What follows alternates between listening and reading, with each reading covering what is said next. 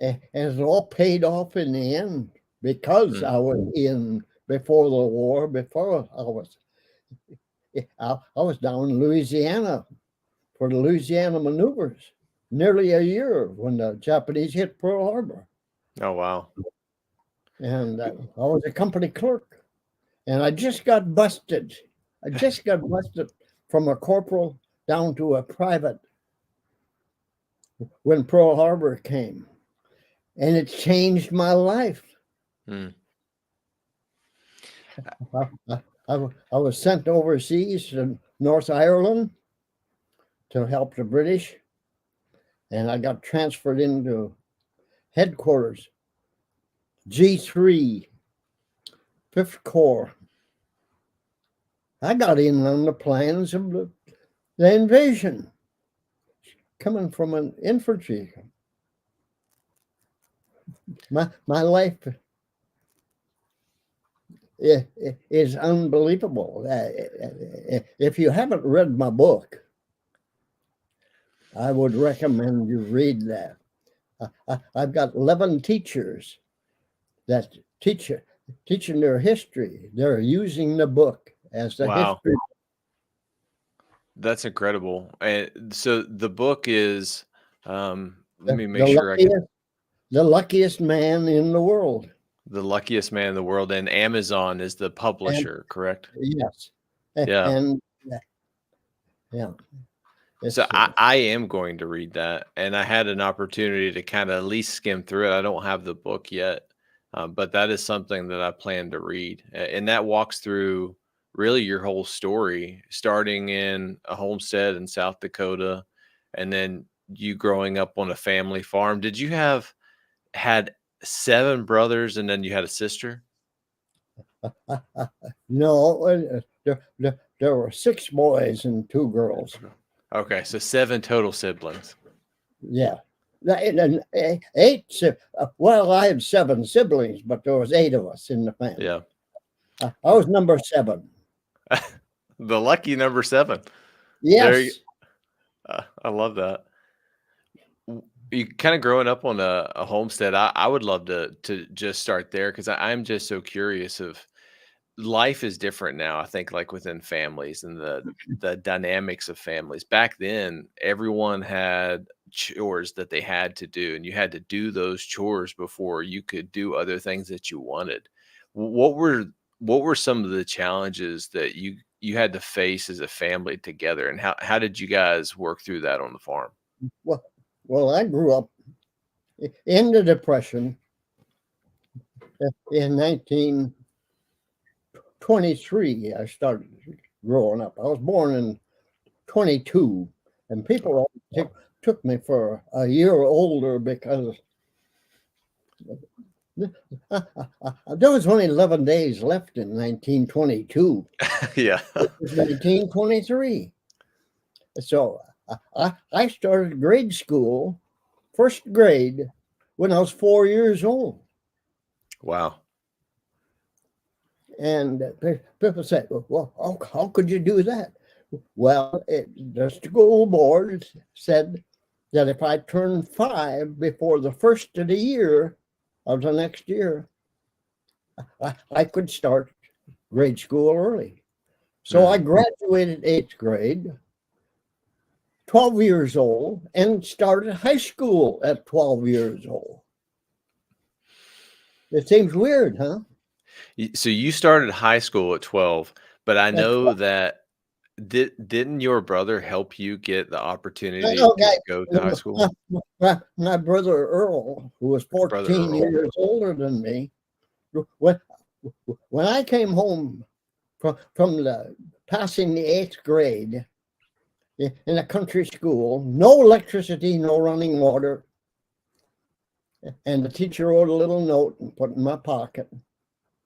And on the way home, I had to read that note, and it said, "Mr. and Mrs. Larson, I recommend you give Jake a chance to go to high school. He's a fast learner." So I put it back in my pocket and gave it to my mother. Of course, she shared it with my dad, and my dad said, there'll be no high school. Hmm. I got him to do his chores. That takes the place of high school. So Wow. all summer long, I did work around the farm, had chores to do, and the chores were taking care of the cattle and milking cows every morning, every night.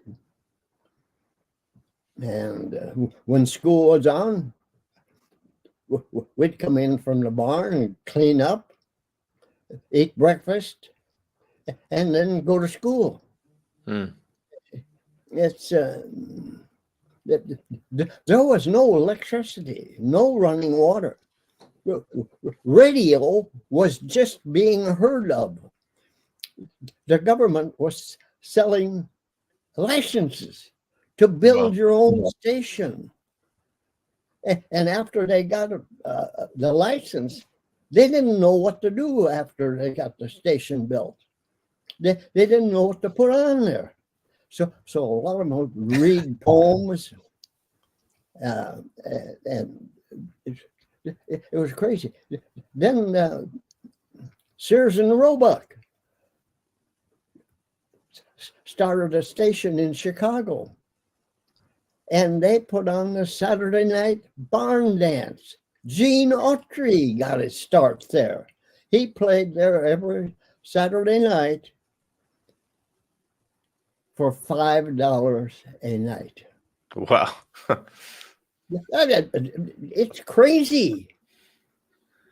Now that would probably be at least, I don't know, $50,000 a night, something like that, around Well, there.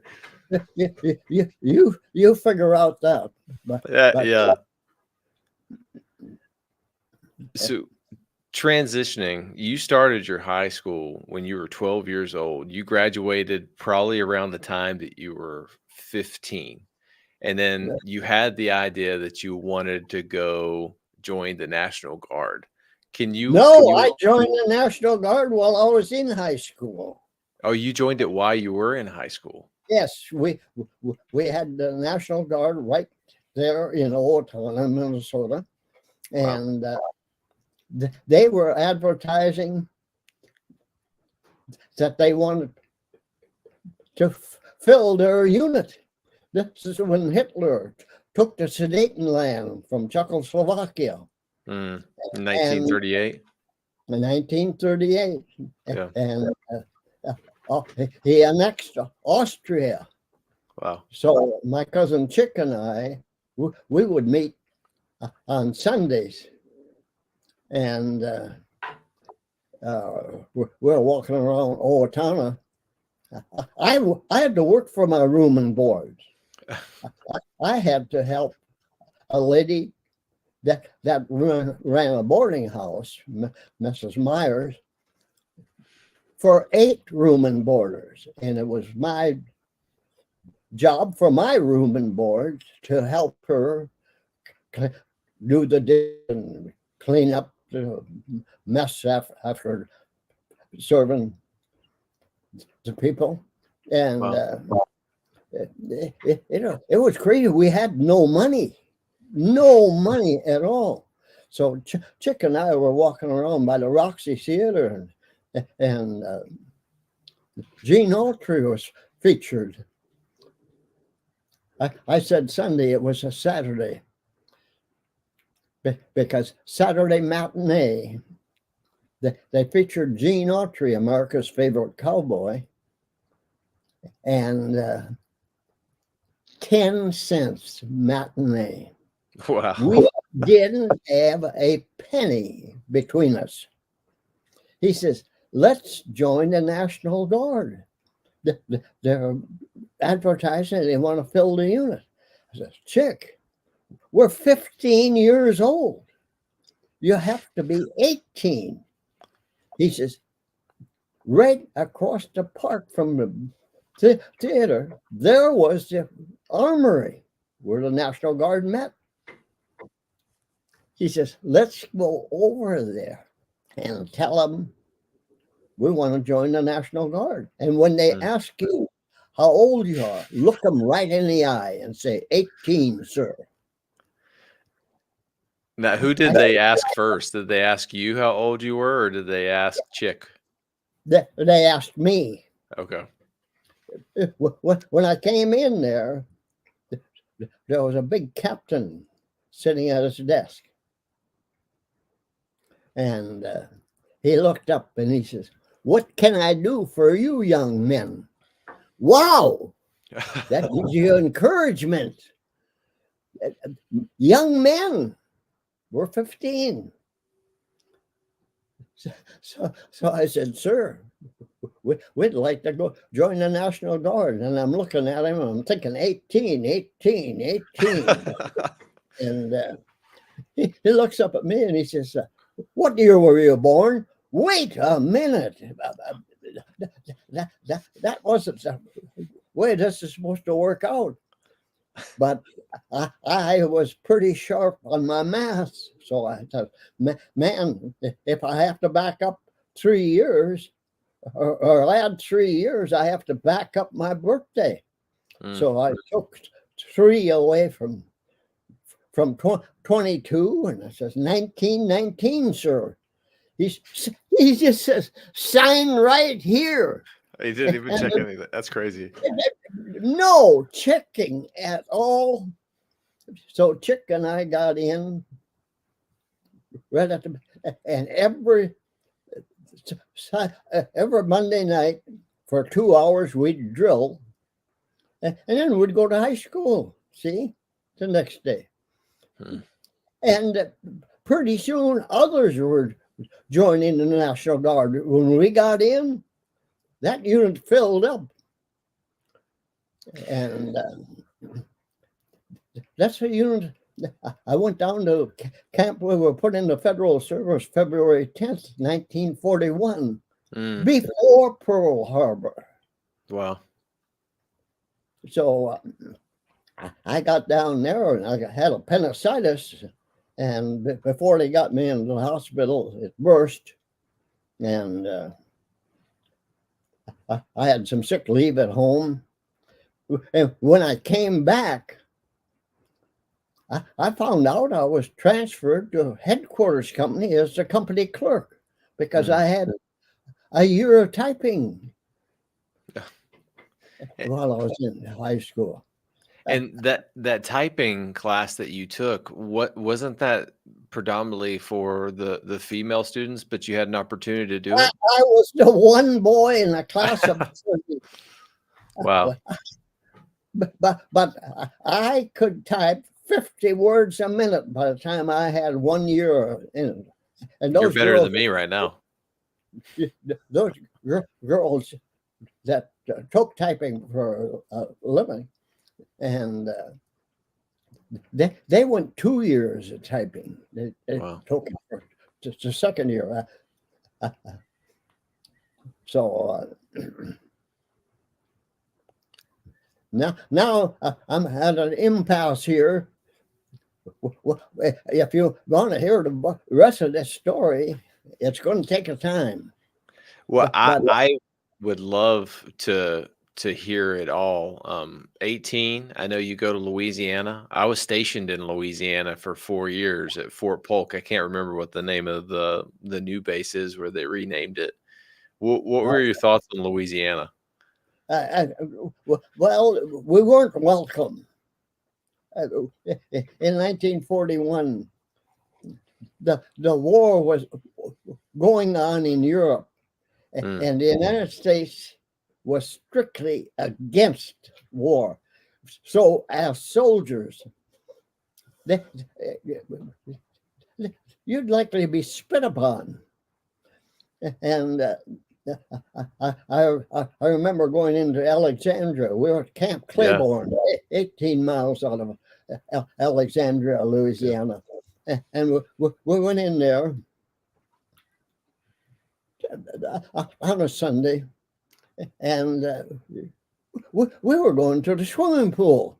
We went to the swimming pool, and it says, "Dogs and soldiers not allowed." Oh, wow. That's how we were treated. And that's a slap in the face to a youngster like I was at that time. Yeah, But especially someone so young who's been willing to make a sacrifice and volunteer for their country. And right after that, shortly, Pearl Harbor happens, December 7th, yes, exactly. 1941. Yeah, yeah, What was yeah. that experience like? And you lived through 9/11 too. Was that similar to a 9/11 moment, or was that just something totally different? It was like unbelievable because we didn't Yeah. even know what Pearl Harbor was. Pearl Harbor, what the Japanese bombed Pearl Harbor? Where's Mhm. Pearl Harbor? We didn't know. Wow. But when we found out, the country found out about the same time we did.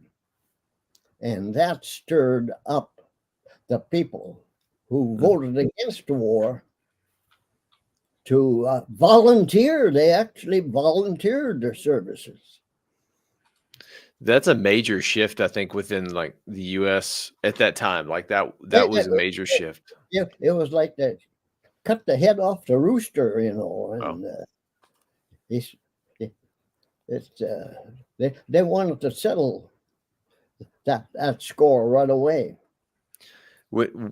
Where did your World War II journey start? Was it in G3? Was that your first assignment of in that Well, campaign? it started right there in headquarters company. I was the Okay. company clerk for a headquarters company. Yeah, you got to read the book. There's a lot of particulars in here, and when I got transferred in there, I was transferred in as a corporal, Mm. company clerk, and Captain Ray J. Erickson was my senior officer there, and he asked for a table of organization. Well, hell, I didn't even know what they were, but I went and got it from the supply room, and I read exactly what everybody's job was in headquarters company. And the company clerk was supposed to be a sergeant with Yeah. a corporal helper. I'm a corporal with no With no helper. sergeant. I was supposed to be a sergeant. So I brought this up to Captain Erickson, and he says, I gave, before you got here, I gave that sergeant rating to one of my friends, and I can't just take it away from him and give it back. But I'll get you a helper. Hmm. So he got me a helper that couldn't type, and he was a corporal. As Wow. a supply clerk. Now that's then Colonel Schmidt came out and told the company clerks, this is when Pearl Harbor, right after Pearl Harbor happened. He knew we were going to go to war. Hmm. So he came out and said, go back and tell your commanding officer that I am authorizing 15-day furloughs back to Minnesota for all those who haven't had a furlough in the past year. So I went to Captain Erickson and told him that. Instead of saying, Corporal, you take care of that and make out the papers and everything, and I'll sign them. He said, Corporal, you go up, check those records, and for everybody who hasn't had a furlough in the past year, you give them a furlough for 7 days. 7 days, sir. we're in Louisiana. This is the middle of winter in Minnesota. It's going to take them 7 days. They'll have to turn right around and come back. They'll probably make it to turn around and come back.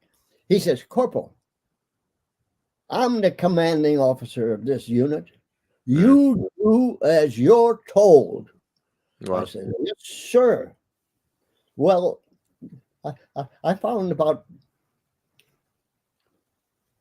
50 guys, 50, maybe 3, 4, including Jake Larson, who hadn't had a furlough in the past year. A funny thing happened. My typewriter made a mistake. And it printed 15 on mine, 15 days for furlough, instead of a 7, like it's all on the rest. And Captain Erickson signed it. Oh, wow. Now, was that a lucky mistake, or was that? Of course, it was it was an intentional lucky mistake. Because I rode up home with 2 of my cousins, Chick and Ole, and the company F, where I came from, had 15-day furloughs, so I put right in. I love how you were able to take care of your family, like your soldiers, your family. That's the way I always see it. And that the commander didn't even review it; he just signed it when you handed it to her. And when he ripped off my corporal stripes when I came back, he says, "I should court-martial you." I says, "What reason could you have for court-martialing me, sir?" I was going to throw it in his face that he signed it.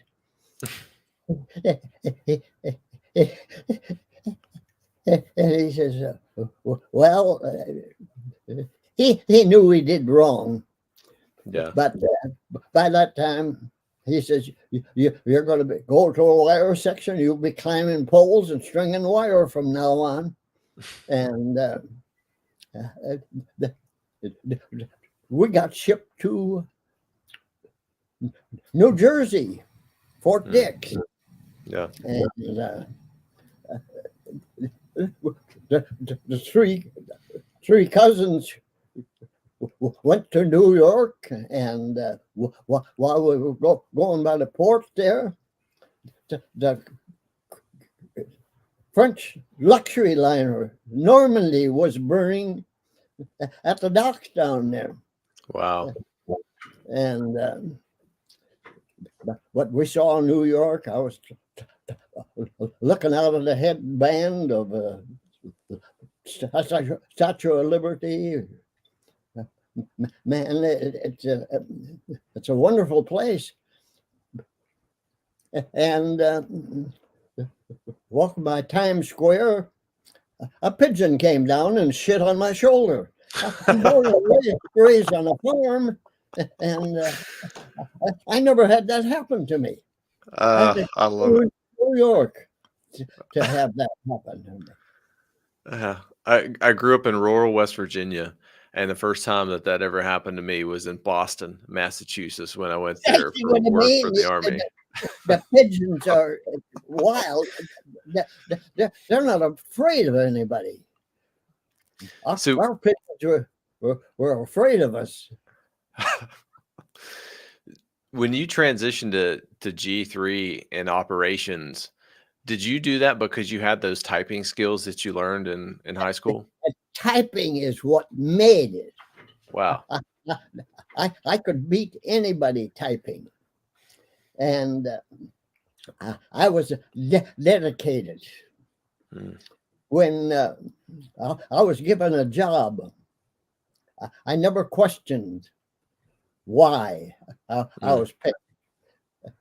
I did it as fast as I could. And being a good typist, I didn't make mistakes. And my God, I wasn't in G3 1 month before I was a corporal again. Wow.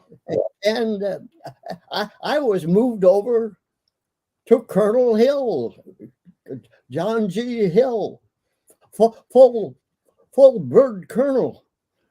I was moved over right in front of his door, where I was in command of the tables of organization.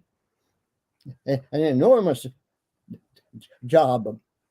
And the Pentagon was renewing all the stuff for every unit at that time. So everything had, it was all old World War I stuff. Oh, wow. So my golly, I wasn't over there for a month, and I was a sergeant. That's amazing. When did you get that? So it's a different classification now. Like I have a TSSCI. You had a top secret bigot, right? Was the classification. When did you get that? I got that over in Portsmouth. Wow. That's when we were in those balonies there. We went over there. There's one way in, and it's like a ring of baloney. It's one end Oh, to yeah. the other end. Yeah. That's how those were set up. And Eisenhower was even in one of those things there while I was there. Wow. But it's you were classified, and you had to wear a badge with your picture on there, and then those guards, as many times you go through, they would check each time to make sure somebody didn't impersonate somebody, Oh, yeah. Especially during that time, like the world was at war. When did you start to help planning directly D-Day?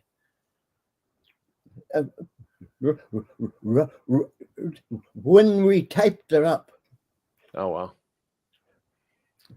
I did all the typing on every person that landed on Omaha Beach came through my fingers. That is insane. How long? Go ahead. Well, I just want to like shape this for anyone that's ever going to get to listen to this. That D-Day. I think there's over 7,000 ships, and that took 195,000 Navy personnel just alone to operate those ships. There were 133 Allied troops. I think there was over 10,300 casualties at the landing. And then from start to invasion to the end of the month in June, there were over 850 men that landed, 148,000 vehicles, and then 570,000 tons of supplies. This is a major operation, and it humbles me being an Iraq and an Afghanistan veteran. Just the sheer magnitude of that single operation, and it changed the European front. This is the largest operation the world has ever known. This is the top of the list. I know you also. This was your first combat mission, the first one that you went on. Oh, definitely, yeah. I rode in on the command ship. Wow. With Eisenhower, Bradley, Montgomery. It's like I'm making this stuff up. You can't make this up. How would I know about it? What would it be? What was it like? Because I'm just, when I, doing air assaults and stuff in Afghanistan and flying around and seeing like the spectacle of war, I guess is a good way of saying it. But just being out there and seeing endless ships everywhere. Can you still remember that feeling? Oh, yeah. Do I ever? I have to now tell you. I was supposed to land on D-Day at 8:30 in the morning. Wow. The Germans held us up. They were trying to kill us when we went in there. And they killed a lot of guys on the way in there. And remember, when you come in and walking through that water was up to my neck. And holding my rifle above. And I was the first one on that landing craft. So I sat back by the pilot and to fill in with 30 guys there. And we went around and around in a big circle. Wow. Waiting for the time to get in there. They wouldn't let us in. There were others going around in circles. And we were being shot at from shore. And then when we did get to get off of that, I was the last guy off. And we went in a line, followed the leader. That beach under our feet was loaded with mines, over 1 million mines. Wow. And when you're going in there, other landing craft were going, same as us. You know, they had to get in there. And they were walking one behind the other. And you glance over there and the spout of water come out of there. You knew somebody stepped on a landmine. I was more afraid of stepping on landmines. We were receiving small arms fire than I was of the small arms fire. You were receiving small arms fire from, I think it was 2 MG-42 machine guns. Yeah, 2 MG-42. Yes, one from each side. I was shot at, by a PKM round one time, and I was, scared. I could only imagine going through frigid cold water up to your neck, and then getting on the beach and having your knowledge, because you had way more knowledge than anyone else that was on that beach, at least at your rank, because you helped plan the entire invasion. So you knew what obstacles were going to be there. Over 1 million mines with direct anti-tank obstacles fed in, and all of the different obstacles that were layered in terms of the wires. When you finally got up to the cliffs, did you have what was your feeling at that point? You got to hear the story before the eclipse. This is something that's unbelievable. I got up out of that water, and there was a little berm there of sandstone. And those 2 MG machine guns, one from either side of me, had me pinned down behind that little berm. And I got out a cigarette I had a waterproof package there. I got out a cigarette. My damn matches were wet. And I sensed a soldier to my left, so I just hollered, "Hey, buddy, have you got a match?" And I got no answer. And I turned around and looked. His helmet was close to his head, but there was no head in the helmet. Wow. And it was like a miracle. Like his soul was talking to me and said, "Get up and run right now." And I did. And those 2 MG machine guns stopped firing. They probably reloaded or checked barrels or something. Who knows? But how did I know? How did I know when to get up and run? And then they picked me up again. And but I weighed 120 pounds. I was 5'10". And you know what I thought? This is, man, those Germans aren't trained to shoot toothpicks. Yes, you're too hard of a target. but I made it through. And now I lost a lot of memory. It's blocked out for some reason or another. Yeah. But the next thing I knew, Corporal Madison Rich, and I were digging our foxholes. It was 7:15 at night. Wow. I don't know how we set up the command post. I don't remember at all setting that up. And of course, that's one of the major things Yeah. that I had to do. But it's a blank. So it's a blank in my book. You can't add anything that is not in your mind. So I found a brand new litter laying on the ground. So I dug my foxhole a little bit longer and put the litter down in there, and figured, man, I'm going to sleep on dry canvas instead of wet sand. And somebody hollered from the command post, "Sergeant Larson, Colonel Hill wants to see you immediately."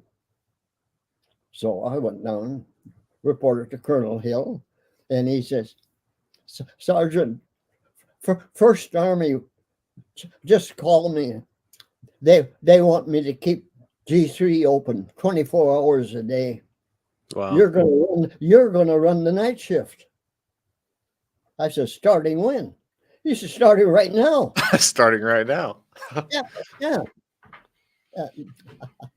I was just a three-stripe sergeant. I was 21 years old. Wow. And so I went back to Corporal Rich. I said, "Matty," he was getting his stuff put down in his foxhole. I said, "You could sleep in my foxhole tonight. I got to work." I said, if you can use that litter." Jake, he said, "I got my fort sack already here." So he threw his M1 Grand rifle on my litter, and he went to sleep. I went to work. At midnight, a German reconnaissance plane came over, dropped these little handkerchief-sized flares, magnesium flares, to light up the place. Our anti-aircraft started shooting up at them. And I don't know how long that went on. But the next thing I remember, I was being relieved. 7:30 came. Wow. So I went over to Corporal Rich getting out of bed, and he picked up a grand rifle off of my litter, and it broke in two. A piece of shrapnel had come down and hit that rifle and broke it in two. If you think there isn't a God, you're talking to the wrong person. This is another example of how you were the luckiest man alive. That's amazing. Luckiest man in the world, I call him. That was the start of my luck. When you get an opportunity, when you went back for the 75th anniversary of D-Day and you were able to revisit that site, what was that experience like, being able to go back there? I went back with my son, and I told him about this little berm and we had to come up on Omaha Beach there for the reporters. I came across that berm. Wow. That berm is still there. Yeah, all the stuff that they, all the stuff that was occupying Omaha Beach was not there. Yeah. But that berm was. How is that possible? How is that possible that I'd come in the same place that I actually landed? I think I've heard this on another show, but you said this before. You are here. You're not a hero, and I absolutely love that. That you're here for a reason. I'm here too. Yeah. I started that word, and I'm proud of that Yeah. because it's what I live up to. I have TikTok. I'm a star on TikTok. Yeah, you are. You are kind of transitioning from the D-Day and then getting ready to move in to liberate Paris. That's another thing that is, I think you were the only U.S. service member to get the French Army Retired Soldier Medal. Yes. That's amazing in itself. What I'm kind of proud of is every night I took over Omaha Beach. Yeah. I was in command of Omaha Beach. No one else was in command of that. That's incredible. I ran Omaha Beach. And I'm the only guy still alive in all the people I was with. How is that possible? How is any of this possible? How is it that I'm sitting here talking to you, 101 years old, without an acre of pain? How come these things come to my mind? I can remember the names, the times, and all these things. This stuff you don't read it in a book. No. I was in an Operation Tiger. I slept in sands. Two ships, two landing ships, tanks got torpedoed right alongside of me. Wow. And that was in preparation, right? That was practicing for the D-Day invasion. D-Day, yes, yes. Wow. What? So the Battle of the Bulge, I think that was like one of your last major experiences within World War II. And I was the one that started that sucker. You got lucky again with that. Could you share that story of? The Battle of the Bulge was started on December 16th. Yeah. On December 15th, that night, Marlene Dietrich was going to perform for the troops. Doggone, I had to go to work. And that still irritates me that I didn't get to see her. And my good buddy, who was a master sergeant, was in signal, and he got to get her a telephone and talking to her and everything. So I got rubbed. You should tell her I was the commander at Omaha Beach. But it's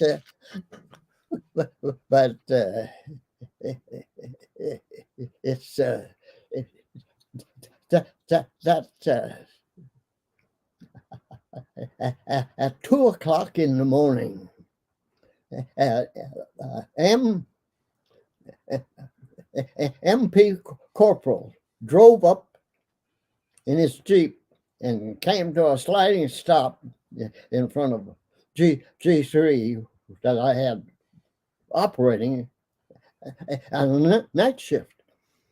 And he was so excited when he approached me. He saluted me, and I'm a staff sergeant, so Wow. you don't salute staff sergeant. He saluted me and was talking at the same time. He says, "Sergeant, I'm from post number 6. And I was walking my post, and I looked up, and there were German parachutists coming down. I says, what did you do next? He says, I jumped in a Jeep and came right up here. I said, good thinking. So I woke up Colonel Hill in his sleeping van. And while I was telling him that, he was dressing. And he said, go wake up General Dro and tell him what you told me. So I woke up General Dro, who was our commander of 5th Corps. And people say, what did General Dro tell you? I said, what do you mean? I said, well, what did when you told General Dro that the Germans were dropping parachutes, what did he say to you? I said, I think he said, thank you, Sergeant.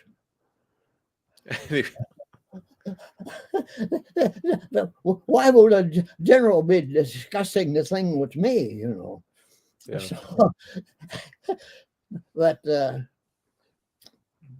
it's one of the biggest days of my life. We had to put magnesium timers into our files. All our stuff is top secret, bigot, and we didn't want the Germans to get any of that. And G3 got cut off from 1st Army. Wow. And that was the time of the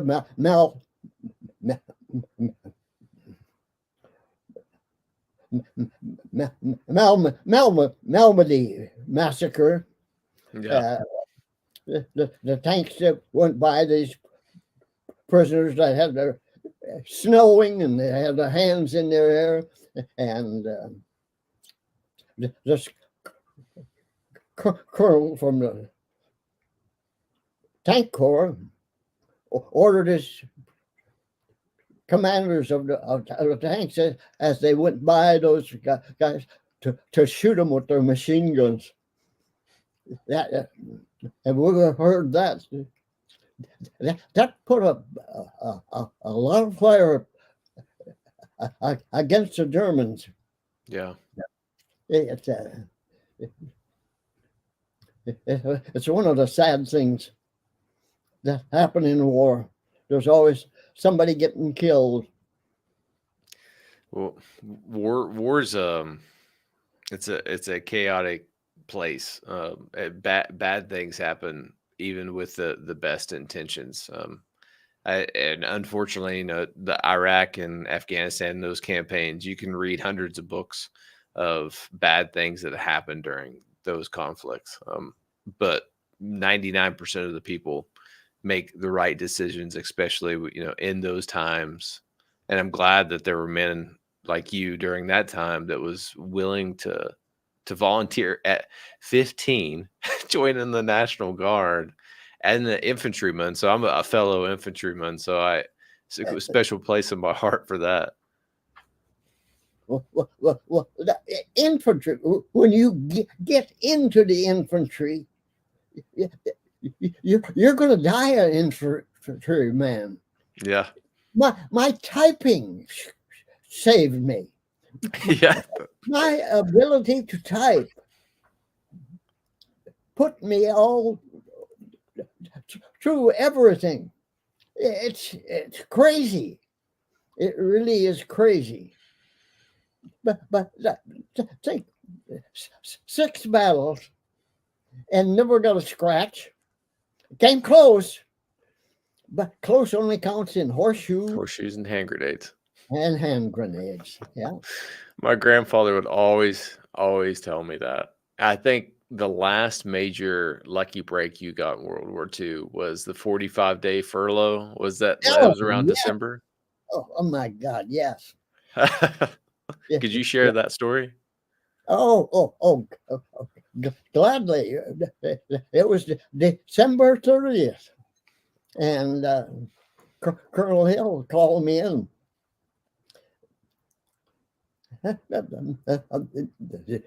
He's on duty. I'm not on duty till midnight or till time to go to work at night, 7:30.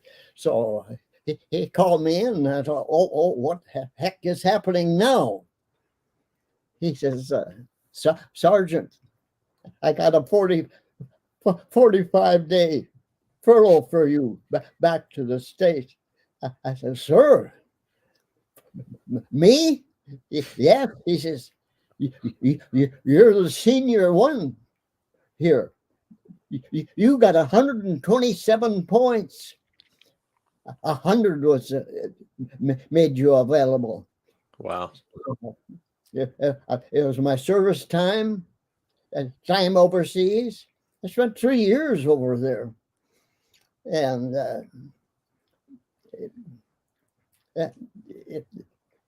it's so I went down to France to this ex-submarine station. I lost the name of that place right now mentally, but it's in the book. And I got in there about 11 o'clock at night and turned the lights on in the barracks. They said I was supposed to have number one sleeping, and people were all, just the light off, just the light off. And I'm dressed in the winter back there. And I got into my underwear and crawled in there, and I'm a fast go to sleeper, but something was jumping all over my chest. I got up and turned the light on. I was covered with fleas. Oh wow! I got dressed again. I said, "Where's the supply room?" They said, "It's right down there, but he won't get up for you." I said, "He'll get up for me." So I went down to the supply room and knocked on that screen door. They got in the tent. I know a supply sergeant does not sleep outside his own tent. He's afraid somebody's going to come in and rip him off. So I pounded. Finally, what the hell are you pounding on? What's going on? I just got in from.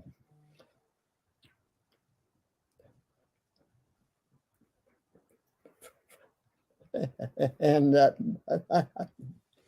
I'm supposed to be sleeping. My bed is full of fleas. I need some flea powder. Yeah, go back, come to me in the morning. I'll get it for you. I said, you go right back to sleep, Sergeant. They're sergeants. I know that. I'm going to find the commanding officer of this unit and find out why my bed is full of fleas. Oh, hey, don't do that. I'll get up. I'll get you some food.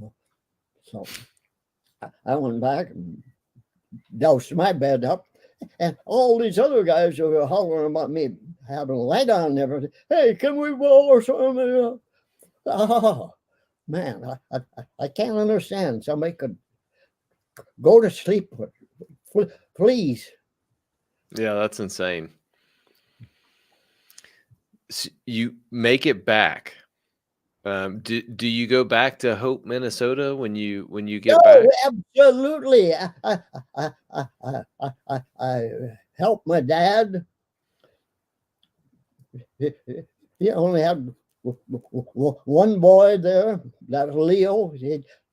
Leo. By that time, I came back. They had electricity, the milking machine. Leo did the milking machine. The milking machine, what we used to do all by hand, completely different. And then my 45 days were up. It took me 51 days to travel from Europe to get to Fort Snelling. Wow. 51 days. It's like a slow boat to China. But that didn't count off of that travel time, did not count off of my furlough. So I had 45 days when I got back. And that was the first part of March. And by golly, I met this little girl, and I fell in love with her. And she had your picture, right? I didn't know anything about that. Major Ridgeway. It's I fell in love with her, and we were married in November 23rd. But when my time was up, I went up to Fort Snelling and waited there for a captain to call me in, and he said, "I just got word from the Pentagon. I can send you back to your unit, or I can give you a discharge." You can give me a discharge? I'm one of the first 12 discharged before the war is over. Wow.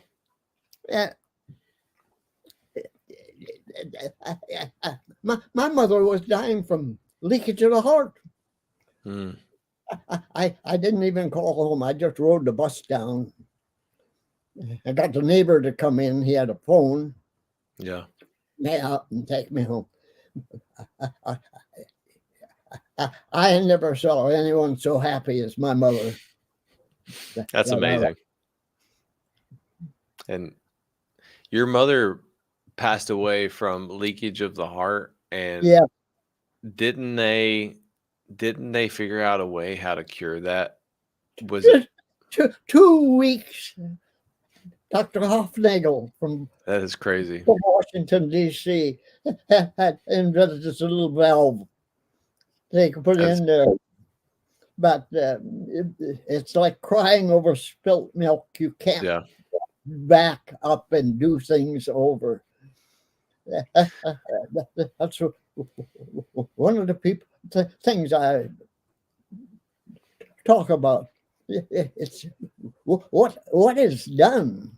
You can't start damning somebody and do this if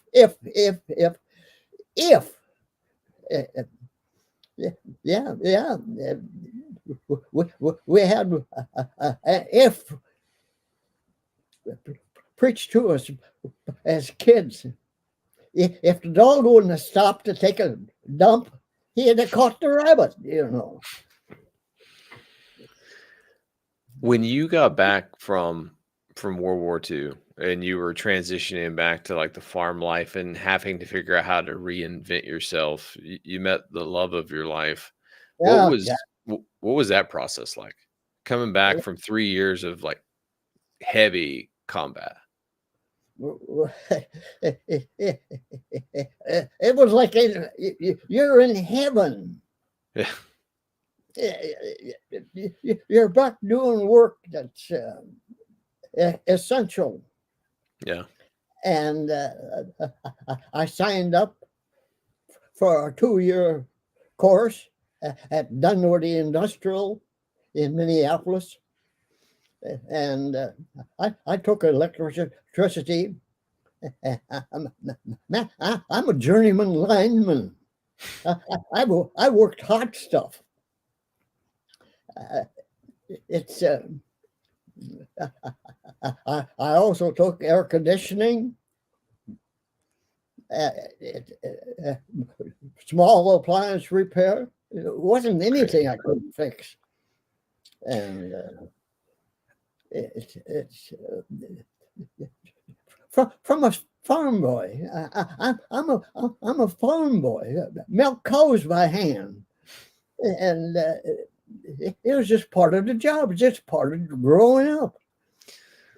I think that's one thing that's lost in this generation. My grandfather built his home by hand.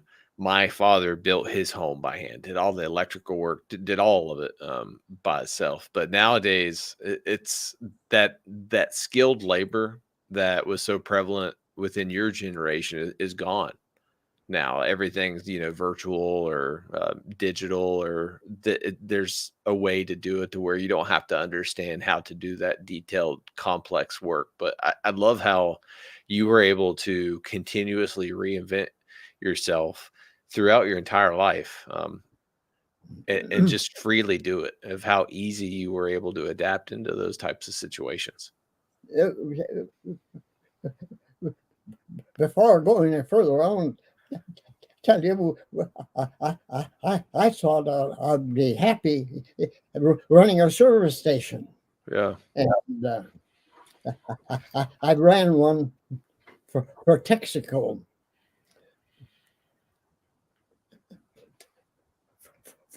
For a year, I lost over $2,000 of my own money.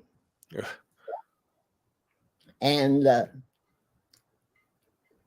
the state closed down it wasn't a freeway at that time, just a two-lane cement road, and they closed it down to refurbish it.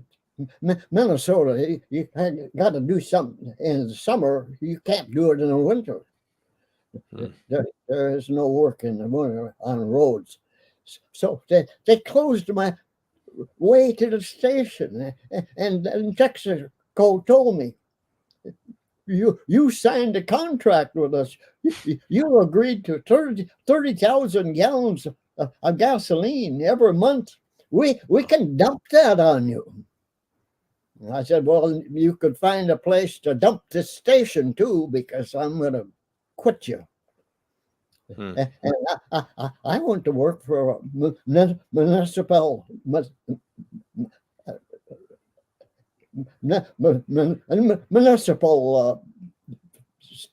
place in Austin, Minnesota. Wow. They had their own electrical. So quick as they found out I graduated from Dunwoody, they hired me. $1.09. $1.09. That is insane. I worked on my first job was square billing, and I got paid $4 an hour. And looking back at that now, yeah, $4 an hour, I was like, man, that's not enough money. That is crazy. Yeah. So my wife was pregnant there while I had that station. So I'd go home for lunch. Well, your hands are always dirty, so I'm in the washer to wash my hands, and she's got her wallet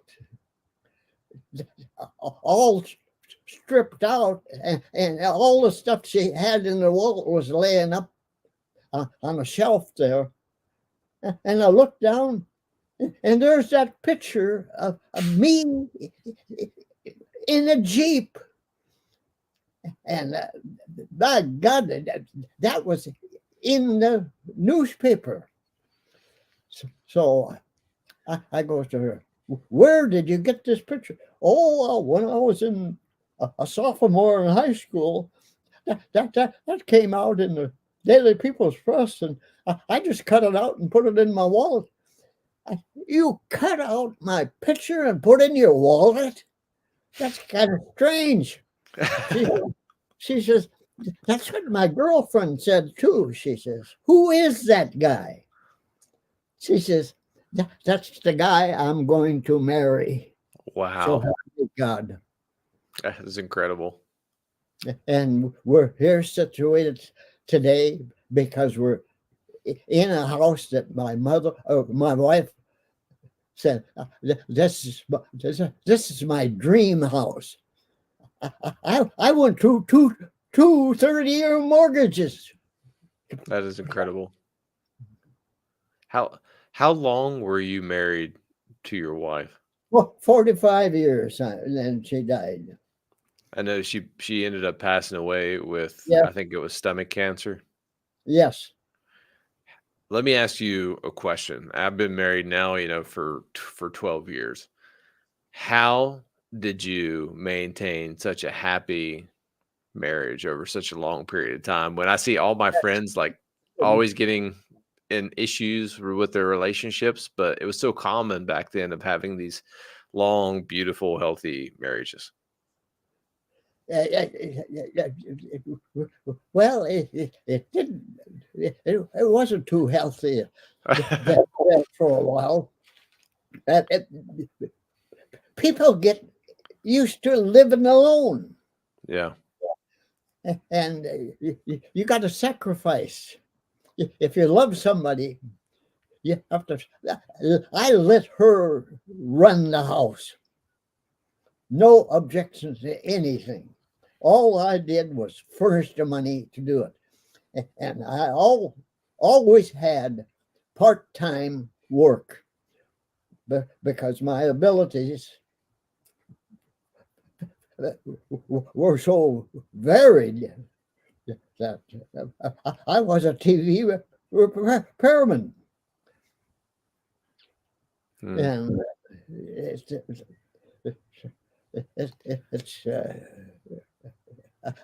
I look back at all the stuff I did, and when I came to California, I started off as a TV repairman. My sister and her husband ran a print shop down here in Berkeley, and my sister called me down in Los Angeles and said, George wants you to come up and work for him in the print shop. Well, Eleanor, I don't know anything about printing. And she says, I'll have George give you a call. So my brother-in-law calls me. I said, Jake, I'd like to have you come and work for me in the print shop. George, I'm just walking through your print shop and it looked like stuff was laying all over, disorganized. And he says, I can't get good help from the union. He says, I could train you. And I know you'll be doing the right thing. My God, George, I'm getting $3.12. Oh, you got a raise. Oh, here, man, I got it made now. Jake, if you come and work for me, I'll give you a 10-cent raise. Wow. 10 cents, man.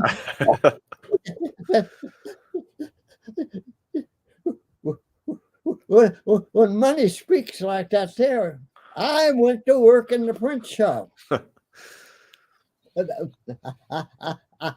I mastered the Typer. It's the same as a typewriter, except you can do so much more with it. And I mastered the hand setting of type, the old hand press.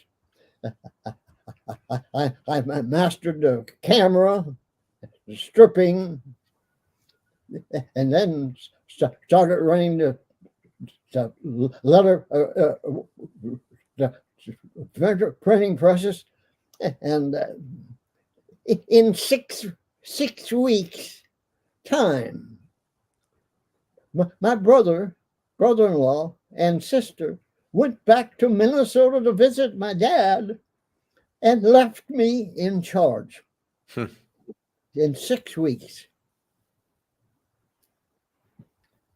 It's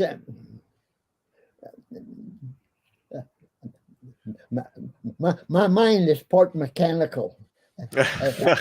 I have if I see something work once, I can make it work again. That's amazing.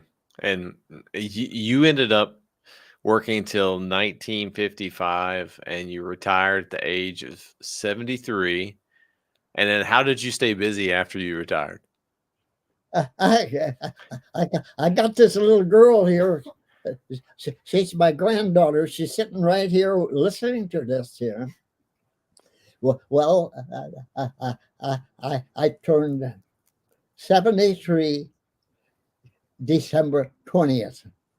1 month, exactly 1 month to the day, November 20th, this little girl, my granddaughter, turned 3.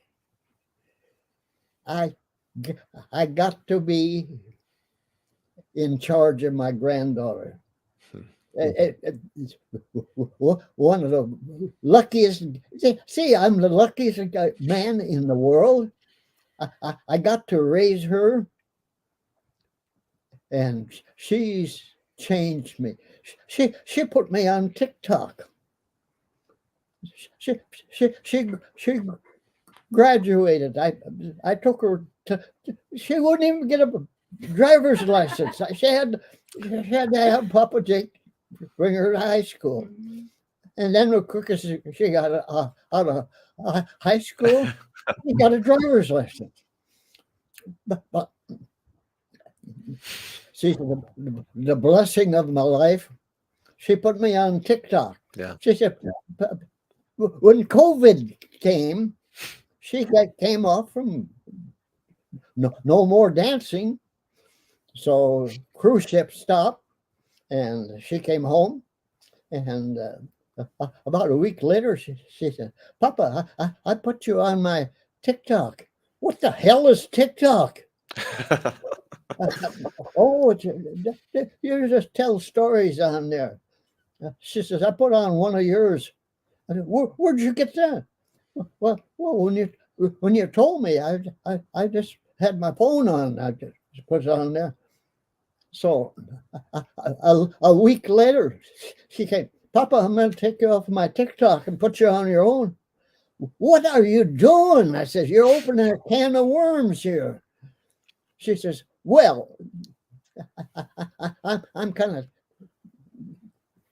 concerned." She says, it took me 10 months to get 10,000 viewers. You got 10,000 viewers in a week." Yeah, wow. The world wants you've lived through some of the biggest events in world history that I can think of, and your ability to recall information at this age it's just truly inspiring. It really is. I am amazed of just how sharp your recollection of those times were, and how you have such a vivid memory and can recall that information. And your granddaughter too. I know you're listening to this, but thank you for helping set this up and sharing Papa Jake's story, because it's an absolute blessing to the world. It really is. She's certainly a blessing to me. She's sitting right here now. When I speak Kayla's name, her name is Michaela. They said we're going to name the baby Michaela. I said, "Oh no, Kayla." I said, "Put an MC on there. Yeah. it'll be more distinct." I said, "Everybody is named Kayla now, it seems like." Yeah, everyone with an MC at the front of their name, they're just way cooler. I can attest to that. What was the best experience of you, start this TikTok journey, sharing your stories? What was the best experience that came from that? Oh God! Oh man! I didn't tell you about. We were sent to North Ireland in 1942. I went over there with the 34th Infantry Division, and I was in the 135th Infantry Regiment. That's the motto of that regiment is "To the last man." Wow. And I am that last man. Can you believe that? That's incredible. Can you really believe that? It's crazy. I don't know how this stuff just keeps happening to me. I do go out and look for these things. I got a call from one of our friends in Atlanta, Georgia. Delta Airlines been hauling me back and forth to Europe. And one of the pilots for airlines, I fell in love with on the 78th anniversary of D-Day. She pushed my wheelchair around. She's a pilot. She's a pilot. And Wow. she piloted my wheelchair around. And we fell in love with each other. And we corresponded. And she's going to be flying the Big Bird over the ocean. Sleepers in there and everything. That woman is just unbelievable. Mm. But when we went on the 79th, I met her. She was co-pilot then on the ship. That were 43 of us, 43 veterans going over on the 79th. And I met her, and I took this hat I'm wearing right now, and I put it on her head, and some photographer there took a picture of me with her there. That was in the Atlanta Journal down there, and that picture was picked for picture of the year. Wow. How this stuff just keeps happening to me. It's crazy. Well, it couldn't happen to a better, more humble person. And in respect to your time, I know we only touched the surface of a lot of the questions that I could have asked you, but the one big question that I'd love to end with is, what advice would you offer an individual or someone that's just getting ready to start into their career, start their own leadership journey? What advice would you give them?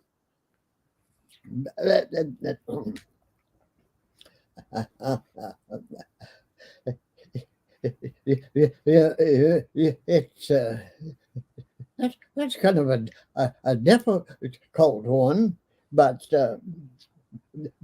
if you're going to work for somebody, or you want somebody to work for you,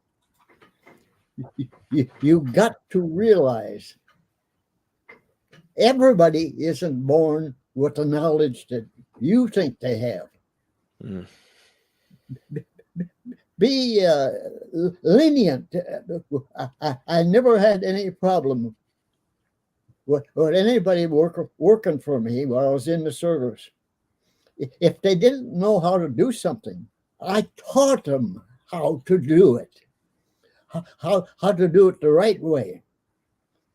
And it always worked out. I never had to pull rank, like I say. I don't even know how to pull rank. It's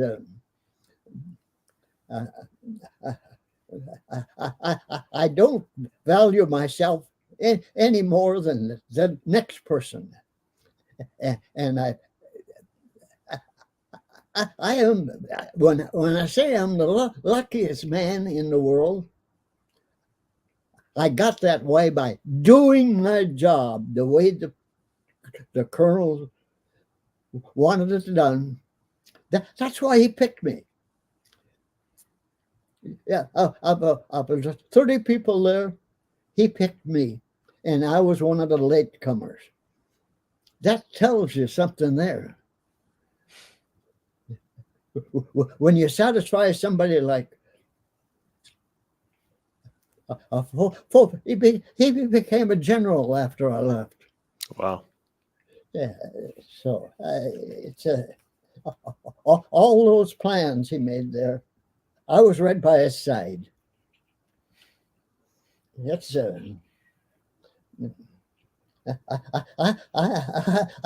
I really think this is.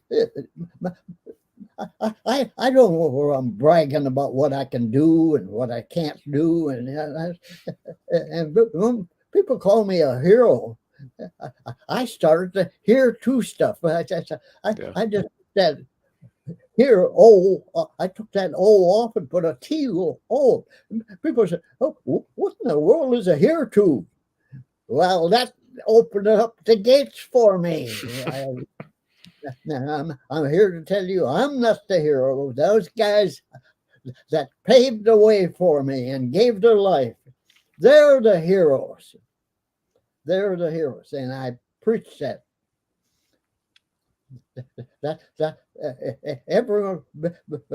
All my sermons, and they are sermons for those guys.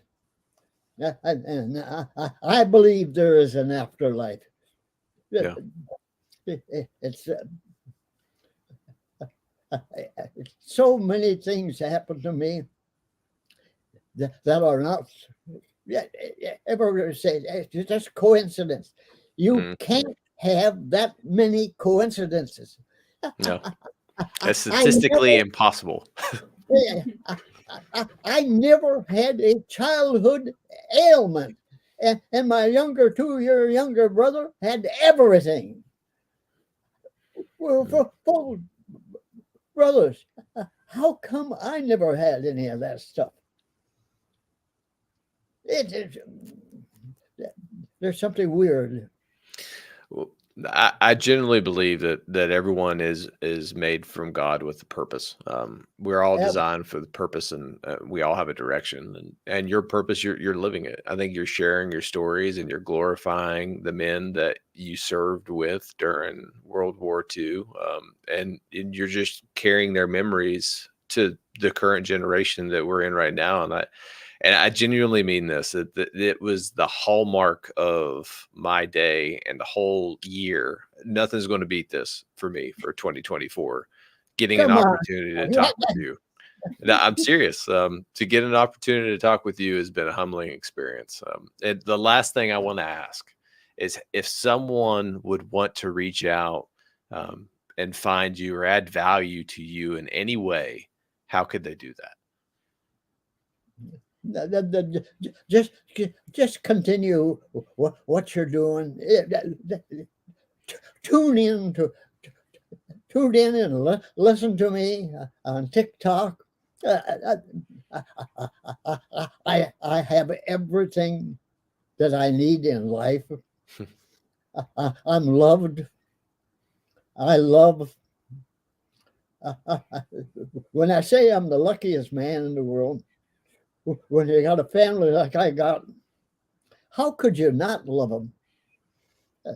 It's they're taking care of this old man, and people say, "My goodness, you're 101 now," and what is the purpose of life?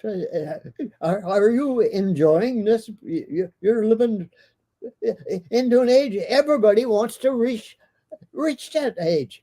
I says, Yeah. look, the thing with reaching my age is I don't have any friends left that I was born raised with. There's nobody. Every person I was in the service with, my buddies who would put up their life for me, are gone. They're Wow. all gone.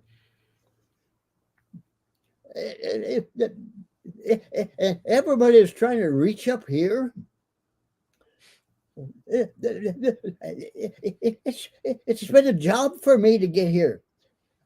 I had a stroke. I couldn't move, and I woke up in the morning, and my oldest son lives above me, and my younger son lives alongside of me, and my alarm went off in the morning. I couldn't get up and shut it off. Wow. My mind was as clear as right now, and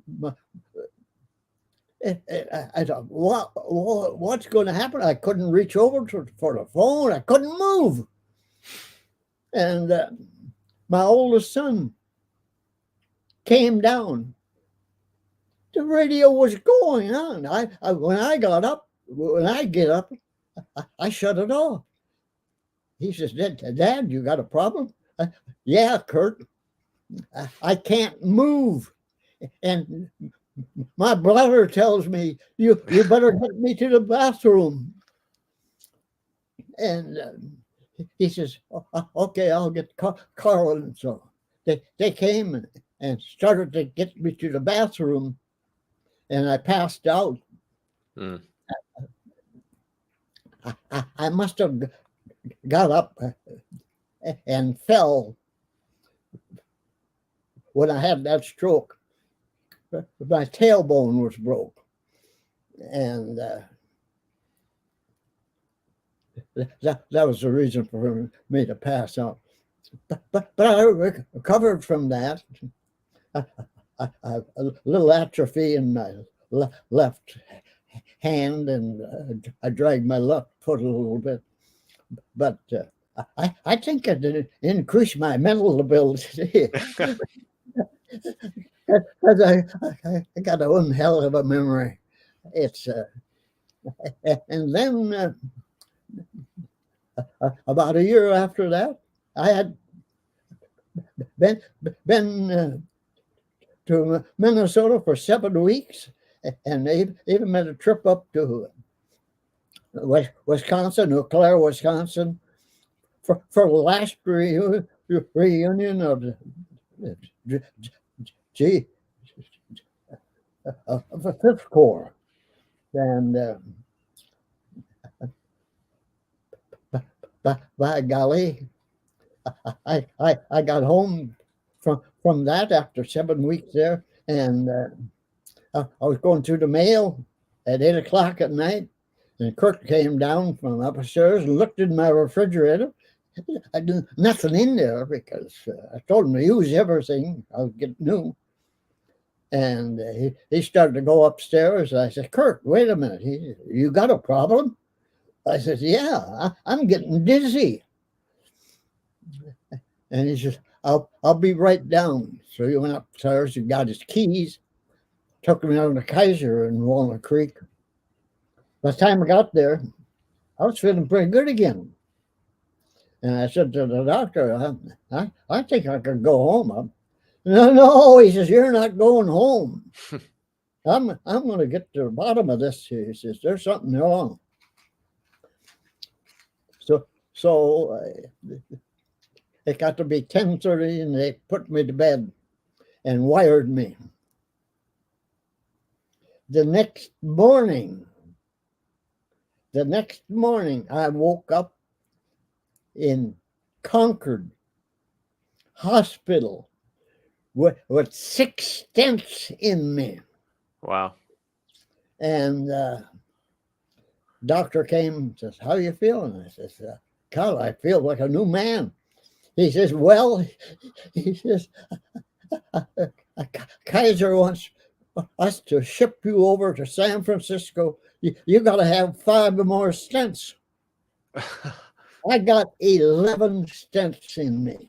How many Wow. people, 101 years old, have got 11 stents in them? I know the VA probably wouldn't have done that. See, they lost all my papers in Kentucky.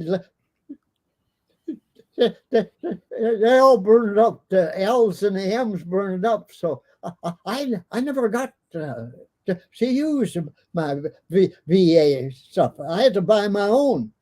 Wow. And thank God I had to, because the VA would never have given me 11 stones.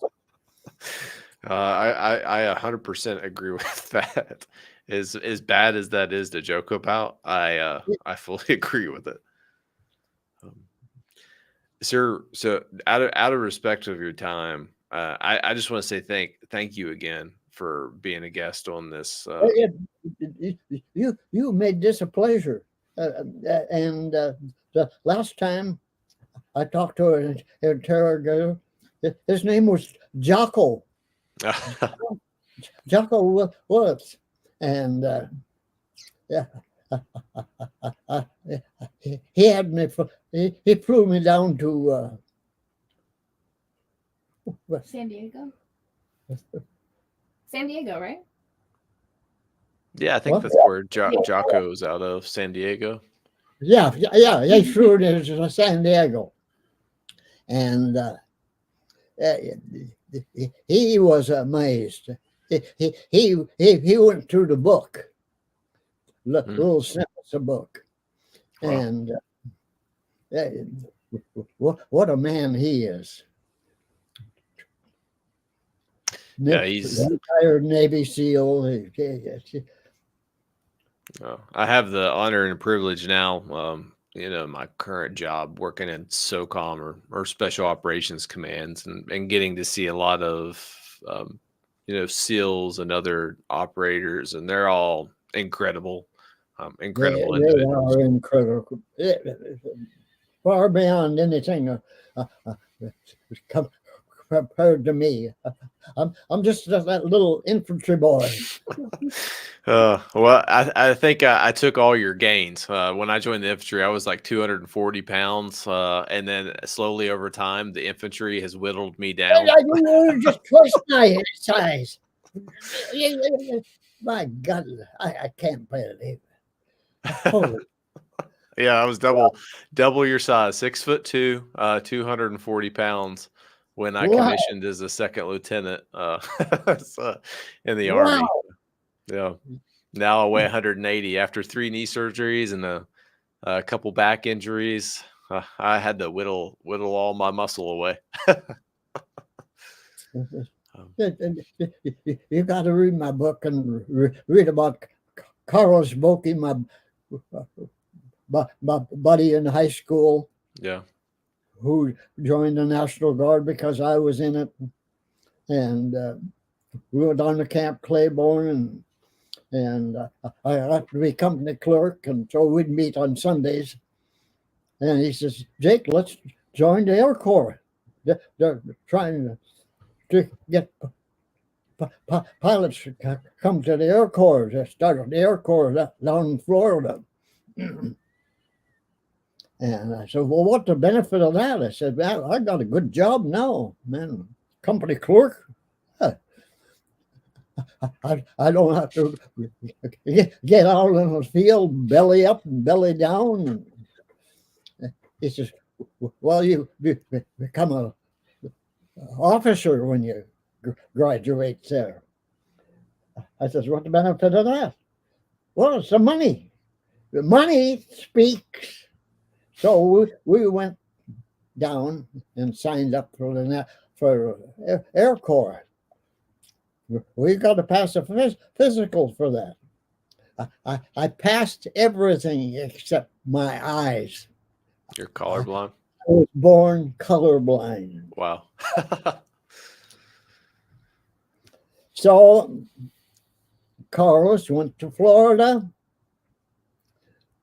I went back to work, and then I went to, when the Japanese hit Pearl Harbor, I went overseas to North Ireland, Yeah. and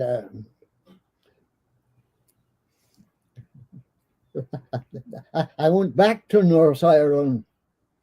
That was 2 years ago, isn't that? No? Mm-hmm. 2 years ago. They co-funded me. They paid our way over there because I mentioned I was stationed in God, I can't think of the name. Brownlow House? Yeah. Brownlow House. That's a house with 365 rooms. That's a castle. Wow. And I was, G3 was in there. We had our own room. And when they found that out, there's no one else alive. They co-funded and had me come over there. They invited us back out to Brownlow House. They're going to have a special day for me and show me what's happening in Brownlow House.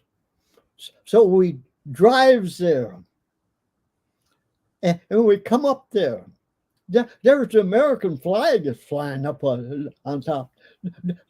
There's American soldiers marching on the field. Wow. There's a couple of Jeeps running around there. I said, my God, we're interrupting something big here. What in the world did you ever tell us to come here at this time when they got operations like that? The next thing I knew, I was being escorted over to a Jeep and given it a Jeep ride. They were actors. They were actors acting for me. Wow. And they had a big round table there where all the important people sat. And I sat at the head of the table. They had the embassies from 5 countries: France, Germany, Luxembourg, Belgium, the United States.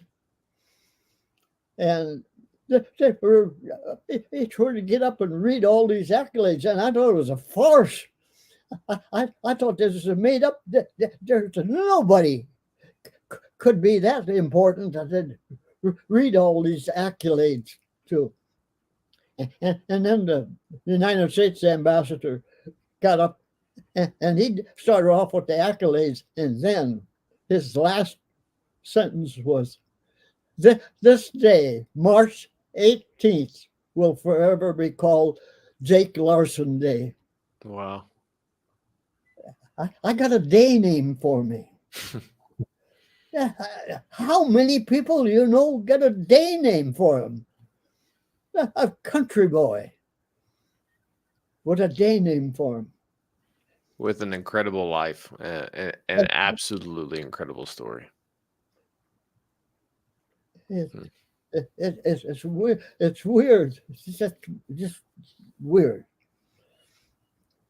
And while we're over there, we made another family, and we became close friends.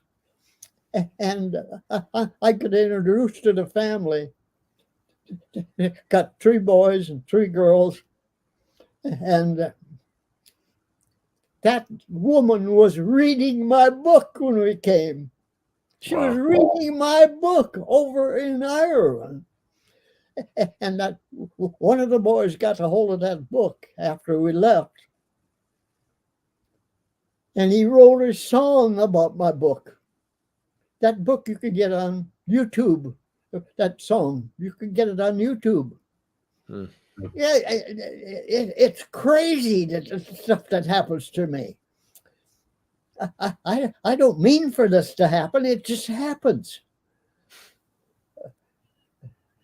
Well, you deserve it.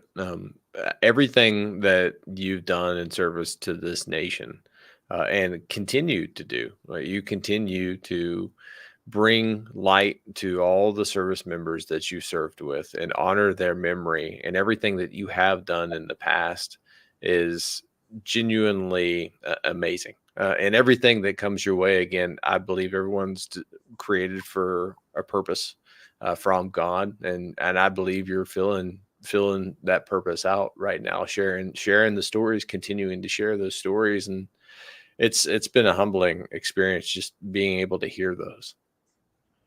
Well, I'm not looking for glory. I've got the best life in the world. I'm a very positive person. There's no negativity in whatsoever. Everything is positive. If there's anything that I can ever do, and to Michaela too, as well, if there's anything I can ever do for you guys, do not hesitate to reach out and ask for me, because I That, would gladly do it. that, that is the most wonderful gift anyone can give. Yeah. Your own service. Yeah. Yes. Well, sir, I appreciate your time, Michaela. Again, thank you for setting this up, and I mean that. If you ever need anything, I'm always here. Us mix have to stick together, right? Absolutely. Absolutely. Yeah. Well, it's been a pleasure talking to you. Your army, and we understand each other. Yeah, we speak the language.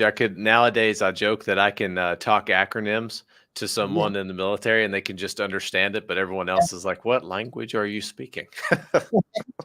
Speaking Army. Yes. I'm proud to come from the National Guard, from a little old hayseed kid, and it's crazy. That's the only word anybody of us can think about. It not only is it crazy, but it's getting crazier. Yeah.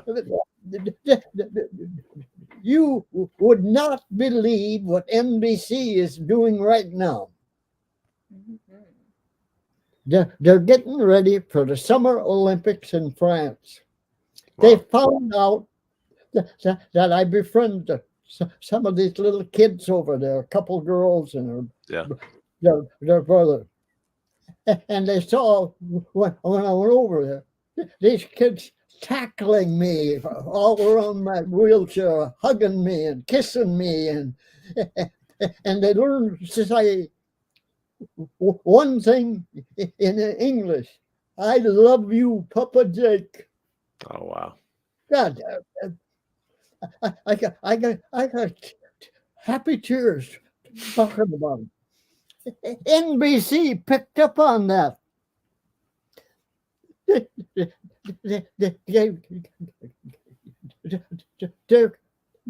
They had me covered with wires.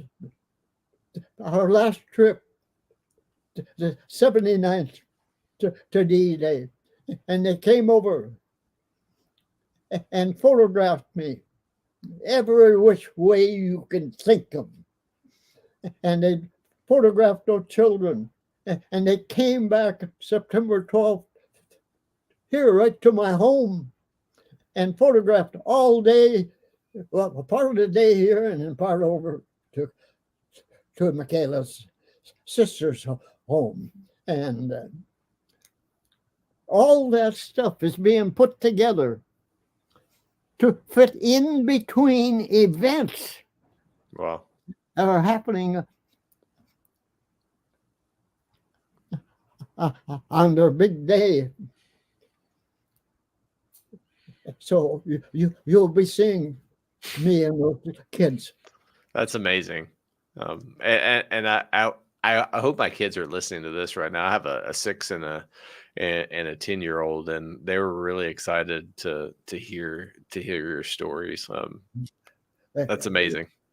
Yeah, if you tell those kids, if they send me a letter, I will send them one of my cards, an autographed card. Get the card and you have one right there. Oh, yeah. I'll show Sweet. them. They're Oh wow. Oh, wait, a little bit higher. There we go. Yeah. Happy 101st birthday, Papa Jack. There. Consider it done. My daughter will write you the best, most memorable letter, and then my son will give you a squiggle mark. So it's Yeah, going to be great. Yeah. Oh, yeah. I love children. yeah, They're the future of the world. 100%. Yeah, everything I do now is really through the lens of my children. Almost all my actions now are they going to be productive members of society, and am I giving them the tools and to be successful in life? Yeah, that's amazing. I got happy here. I really do. Thank you. Yeah. It's an honor for this old man to be sitting here. I don't look for praise. It's I don't need praise. I'm so blessed. It's crazy, and it just keeps on going. We spent last summer in Minnesota at the Steele County Free Fair. The fair was put on in my honor. Wow. Every day of that fair, I stood there. I sat there signing books or autographs, and they had to limit the people to 4 minutes with me. It's crazy. I would never stand in line to talk to me. I can't stand to even look at myself. I can't stand to hear myself talk. I can't stand to hear myself talk. Mm. Well, your stories carry so much weight, and they obviously resonate with people. With the large following that you built, people want to hear your stories, want to hear those inspiring stories, and you need to continue to do it because the world needs light, especially now. I feel like the world needs light. I'm doing this for all my buddies who are Yep. gone. I want them to be remembered. Because I wasn't out over there by myself. It's those guys that were with me. They made the way for me. You don't think of that till you get home. Yeah. There's a lot of old guys over there. When they got home, it was always about them, what they did. Yeah. What they did. I'm a different person. It's what the other people did for me that's kept me going. Mm. And I value that. Well, this has been an amazing opportunity. I'm going to say it one more time, but I genuinely mean it. Thank you. Yeah, thank you for the hour and 49 minutes that we've been able to share. Thank you for sharing your stories. It's been amazing. I can't believe it's been that long. I usually only do an hour, but I wanted you to talk about whatever you wanted because the wisdom that you have to share is, in my eyes, is timeless. And I wanted to make sure that I could capture as much of that wisdom as possible. I want to tell you, the University of Delaware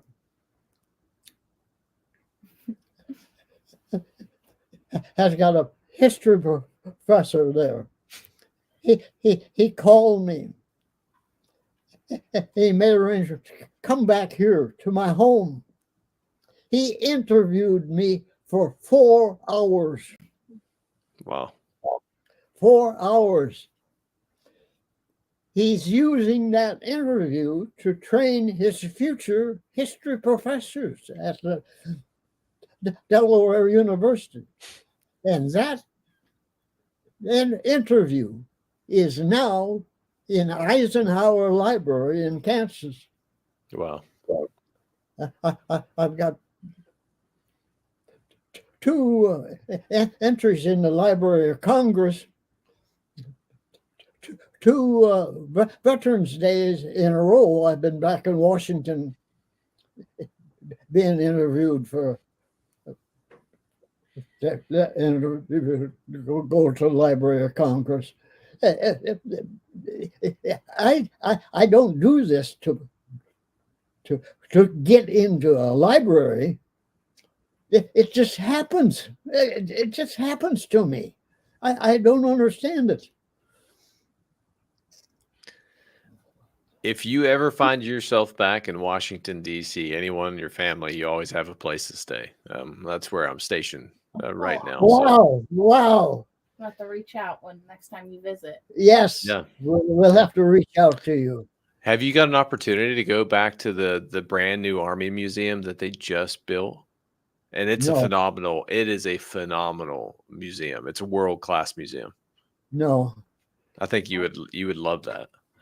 Well, I was pretty dissatisfied with the United States and all for doing the Vietnam Museum before they even did World War II. Yeah. So many of my friends died without getting recognized. That has stirred me up so much. That's what keeps me going. I want people on the right track. Yeah. You would love that museum. They have a section dedicated to World War II, and it's phenomenal. It's better than the Infantry Museum at Fort Benning. It's now Fort Moore, and that was one of the best museums that I've ever seen, at least from the Army standpoint.